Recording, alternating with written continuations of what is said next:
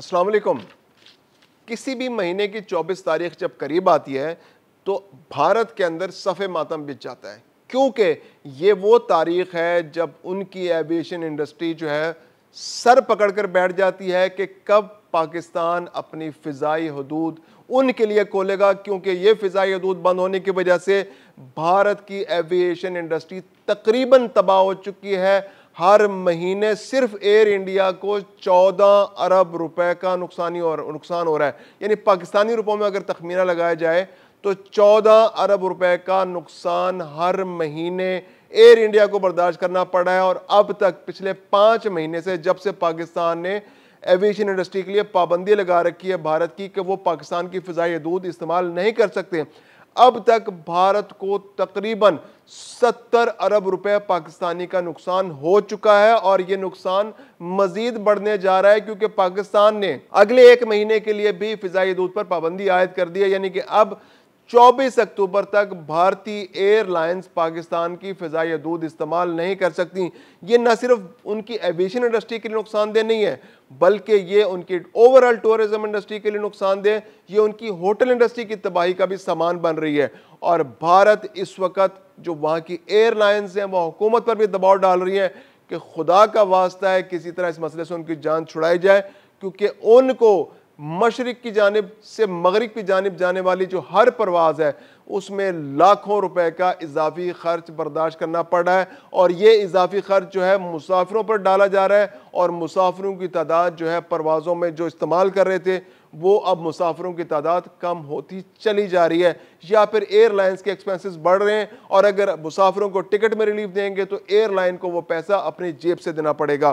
तो 22 अप्रैल वो तारीख है जब पाकिस्तान ने इंडिया की एविएशन इंडस्ट्री को रोका था कि वो पाकिस्तान की फ़िज़ाई हदूद इस्तेमाल नहीं कर सकते। पहलगाम वाक़या इसका ट्रिगर था। पहलगाम वाक़े के बाद भारत ने पाबंदियां पाकिस्तान पर लगाई, इंडस ट्रीटी को मुअत्तल कर दिया, इस तरह के बहुत सारे इक़दाम किया, और पाकिस्तान ने उसके जवाब में भारत को अपनी फ़िज़ाई हदूद इस्तेमाल करने से रोक दिया।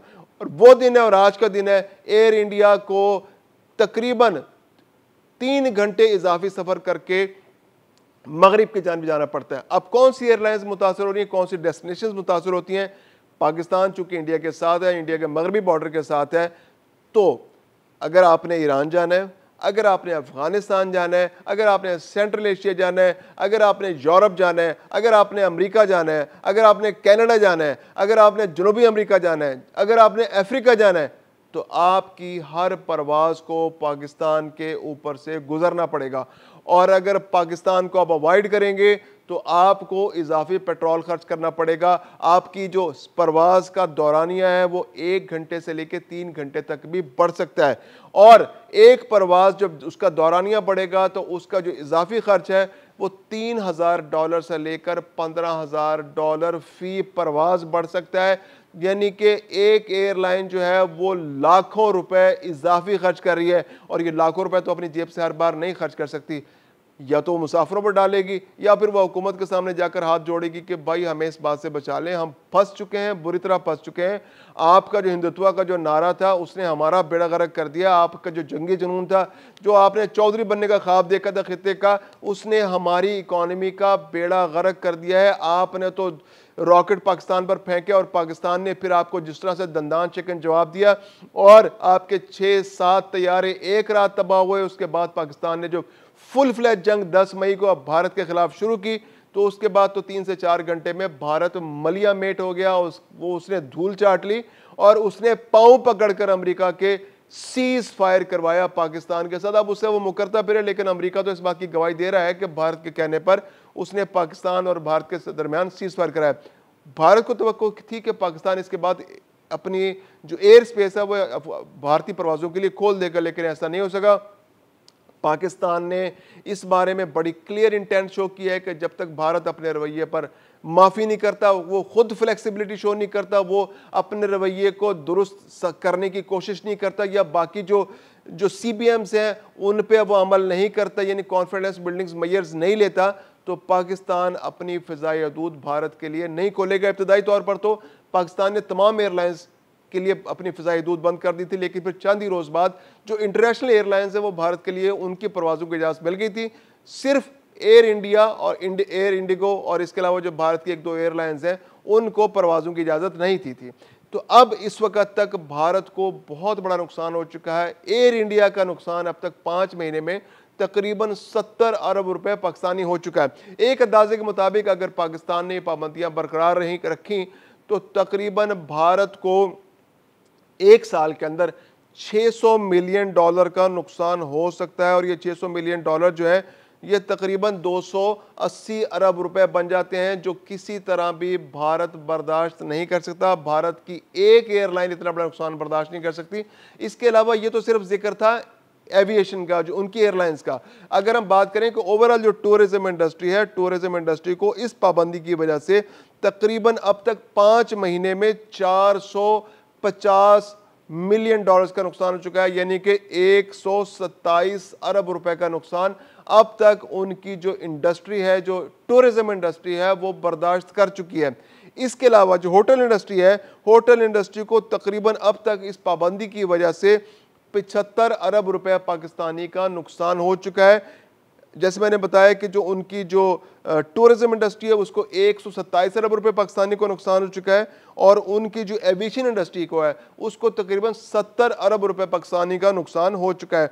यानी तकरीबन अब तक इस स्टेप की वजह से पाकिस्तान ने जो पाबंदी भारत पर लगाई है, इसकी वजह से भारत को अब तक तकरीबन ओवरऑल 275 अरब रुपए से लेकर 300 अरब रुपए का नुकसान हो चुका है। उसकी होटल इंडस्ट्री मुतासर हो रही है, उसकी जो टूरिज्म इंडस्ट्री जिसके अंदर ट्रैवल एजेंट्स भी शामिल होते हैं, जिसके अंदर वीज़ास की फीस भी शामिल होती है और इस तरह की बहुत सारी चीज़ें शामिल होती हैं, वो मुतासर हो रही है। और एयर इंडिया का हाल तो आपके सामने है, जो बाकायदा लेटर्स लिख रही है गवर्नमेंट को कि जनाब इस मसले को कोई हल निकालें, हम बर्दाश्त नहीं कर रहे, हमसे बर्दाश्त नहीं हो रहा। और अगर आपके कोई पॉलिटिकल इंटेंशन है, आप उसको तूल देना चाहते हैं लड़ाई को, तो आप फिर हमें सब्सिडीज़ दें, हमें कुछ पैसे दें ताकि हम इस एयरलाइन को कामयाबी से चला सकें। क्योंकि इस तरह के हालात में कि भारत को की जो एविएशन इंडस्ट्री को अगर उसको 228 अरब रुपए सालाना बर्दाश्त करने पड़ेंगे नुकसान की सूरत में, तो वो किसी तरह भी सस्टेन नहीं कर सकती। दुनिया की कोई भी जो एयरलाइन है वो सस्टेन नहीं कर सकती कि उसको इतना बड़ा नुकसान सालाना हो और वो अपनी जेब से खर्च करे